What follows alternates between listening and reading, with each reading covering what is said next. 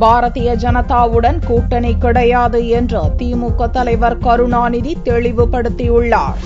வெள்ளியன்று திமுக தலைவர் கருணாநிதி வெளியிட்ட ஓர் அறிக்கையில் கட்சியின் பொதுக்குழுவில் தீர்மானங்களை நிறைவேற்றிவிட்டு காங்கிரஸ் பாரதிய ஜனதாவுடன் கூட்டணி கிடையாது என்று வெளிப்படையாக பேசிய நிலையில் ஒரு கட்சிக்கு ஆதரவாக தான் பேசியதாக செய்தி வருவது வருந்தத்தக்கது, கண்டிக்கத்தக்கது என்று தெரிவித்துள்ளார். இது தொடர்பாக செய்தியாளர்களின் கேள்விகளுக்கு பதிலளித்த கருணாநிதி ஏற்கனவே திமுக கூட்டணியில் இடம்பெற்றுள்ள கட்சிகளுடன் சேர்ந்து லோக்சபா தேர்தலை சந்திக்க இருப்பதாகவும் இந்த அணியில் தேமுதிக இடம்பெறுமா என்பது தெரியாது என்றும் கூறினார். காங்கிரஸ் கட்சியுடனும் பிஜேபியுடனும் இதற்குள்ள உடன்பாடுகள், முரண்பாடுகள் எங்களை பற்றியெல்லாம் தெளிவாக பேசி பொதுக்குழுவிலே ஒரு தீர்மானம் எடுத்திருக்கிறோம்.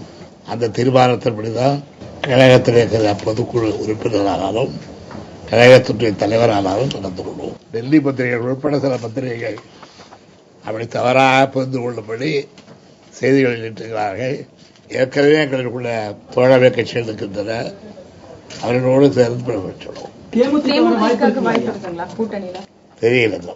டெல்லியில் வெற்றி பெற்ற ஆம் ஆத்மி கட்சிக்கு பாராட்டு தெரிவித்த கருணாநிதி தமிழகத்தில் 3வது அணிக்கான நிலை எப்படி உருவாகிறது என்பதை திமுக உன்னிப்பாக கவனிப்பதாகவும் தெரிவித்தார்.